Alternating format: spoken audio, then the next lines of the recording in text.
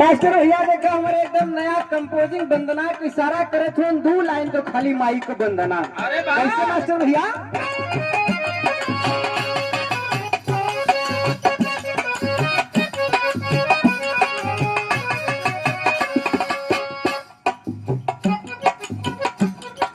स्वर साज सरगम सजाव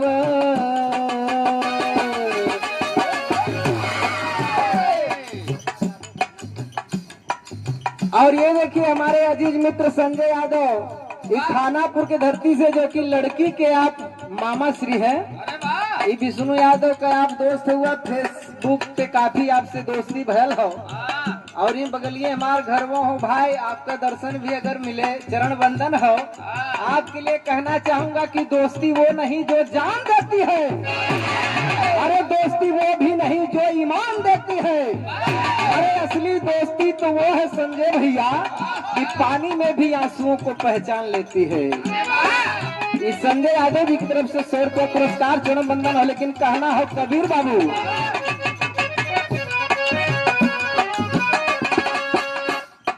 स्वर साज सरगम सजाव,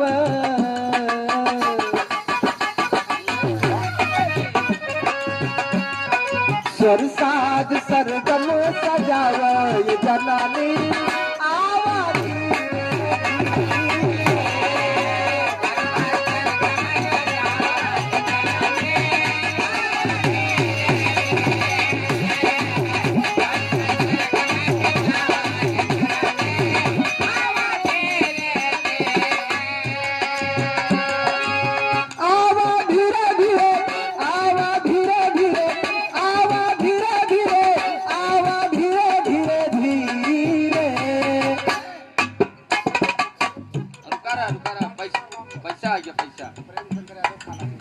प्रेम शंकर यादव खानापुर की धरती से 50 रुपए पुरस्कार चरण बंदन हो। लड़की के मामा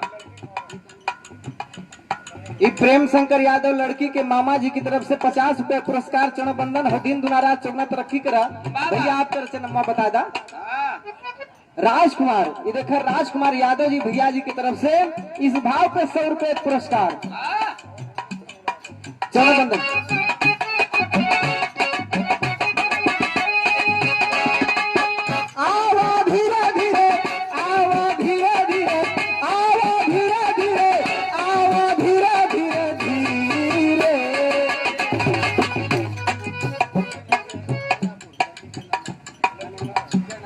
विजयनाथ यादव आप आदरणीय परम पूजनीय श्री विजयनाथ यादव लड़की के नाना श्री जी, ये नन्ना जी के हमारो उम्र लगे। नन्ना जी के लिए कहना चाहूंगा कि सूखे हुए अंगूर में पानी भर दे, अरे रुकी हुई दरिया में रवानी भर दे। खुदा जो लोग हो गए हैं उम्र से पहले बूढ़े, उन बुढ़ों को फिर से जवानी दे दे। जितना बूढ़े हैं एक दैया फिर जवान हो जाते हैं, तब बिरहवा कुछ दिन और चल जात बाबू। लेकिन कहना हो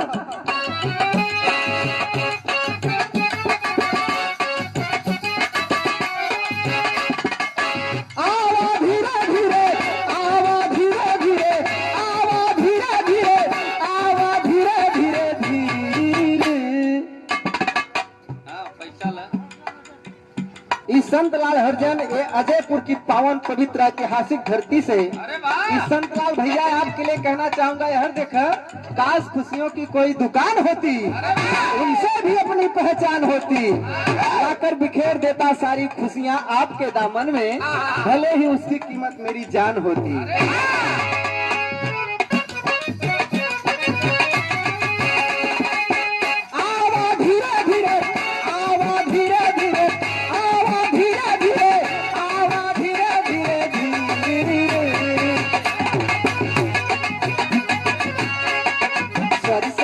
सरगम सजाव ये जननी आवा धीरे धीरे।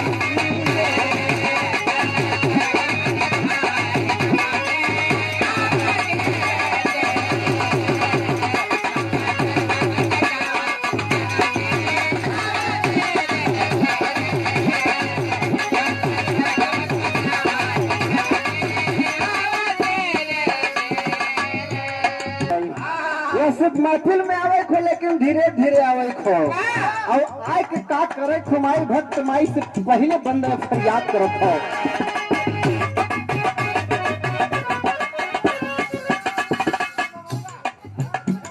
की ऐतिहासिक इस धरती से धर्मराज यादव जी की तरफ से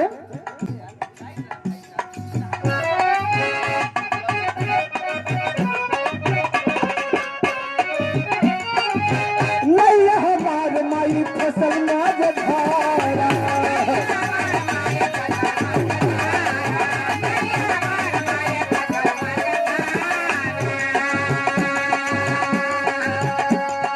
आकर के जननी तो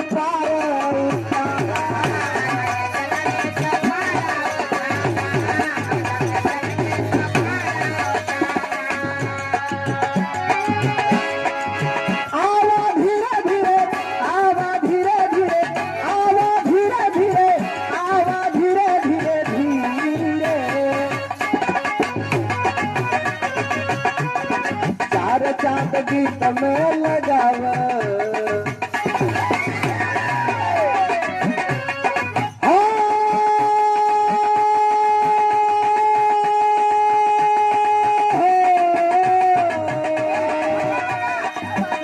जननी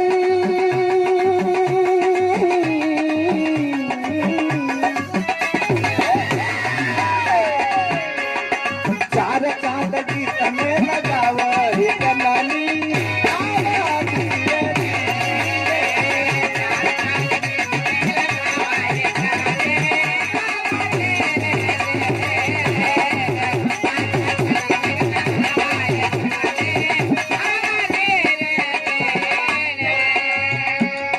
भक्त माई से फरियाद करत आवा धीरे धीरे आवा धीरे धीरे आवा धीरे धीरे आवा धीरे धीरे धीरे।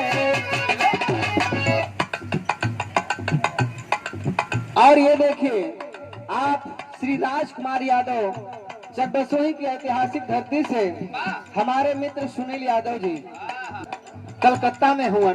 आप उनके बड़े भाई हुआ, हमारे बड़ भाई हुआ। श्री राजकुमार यादव जी ये पुरस्कार ना हो, ये आशीर्वाद हो।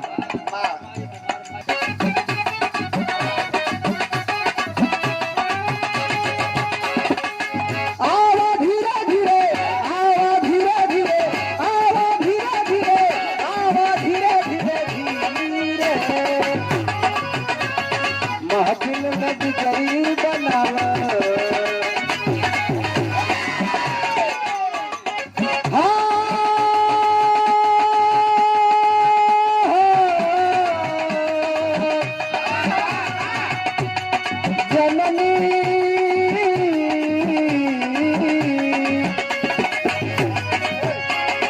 महफिल में बिगड़ी बनावा जननी आवा धीरे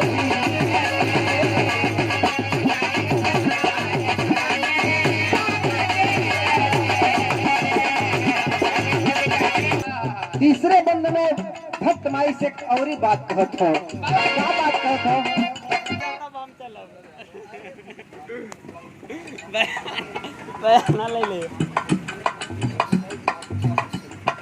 और ये देखिए मल्लिकार महोदय और विष्णु यादव का माई बाप ये भगवान राजेंद्र भैया अरे देखा ये विष्णु यादव आजू से त्योहार है। तू नहीं बोला था पैसवा बोलवा।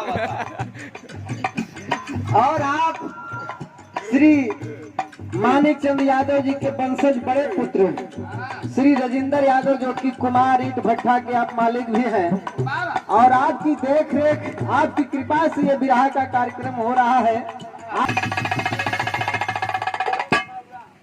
और ये देखिए दूसरी बार पुरस्कार धर्मराज यादव भमौरा की धरती से पहला है।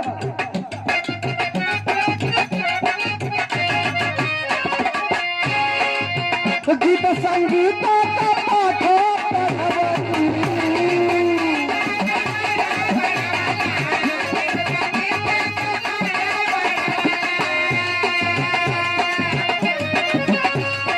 बेटवा के हाथ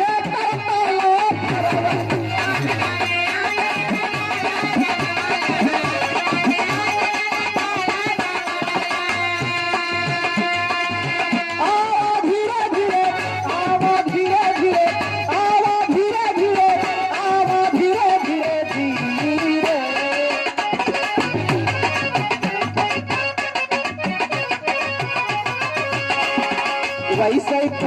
सके सजाव हे जननी आवा धीरे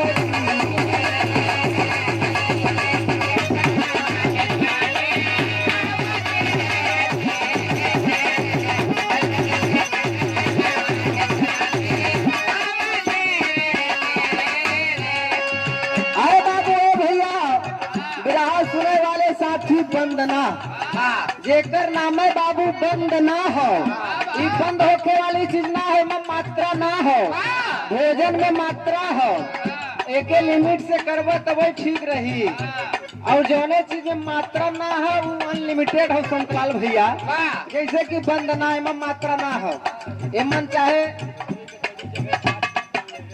और जैसे भोजन में मात्रा है अगर 4 कचौड़ी की जगह है 6 कचौड़ी जहाँ ले है तो बिहान से पाने चढ़े हाँ अर्थिंग का गड़बड़ बतावे लगी और बंदना एमन देखो मात्रा ना हो चाहे 1 मिनट 2 मिनट 4 मिनट 6 मिनट हफ्ता 2 हफ्ता साल 2 साल 4 साल चाहे करत करत दुनिया ही छोड़ दो भाई चाहे करत करत दुनिया छोड़ दे लेकिन ये ओराए वाली चीज एमन बड़ा उधम होता है भोग में जोग में जल्दी रमता नहीं है इसे रमाना पड़ता है और जेकर मन रम गए संतलाल भैया आसाराम का चेला हो गया निकल ही जेले में सितैया तू ही से मिली ऐसा नौबत ही ना है उनकर कहाँ जागे हम बेटा ही नहीं पाई अरे बाबू ए भैया आखिरी में गुड़ घराने का परिचय कैसे मास्टर भैया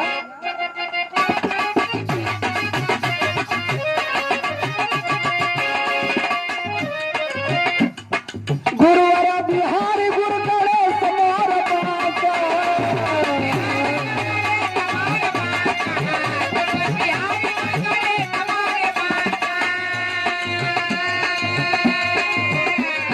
विजय प्यार लाल जी कलहरे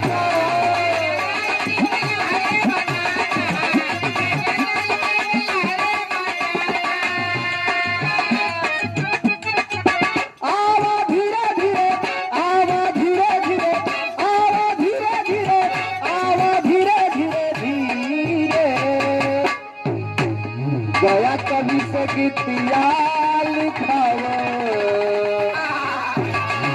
गया कभी से गीतिया लिखाव ए जननी आव धीरे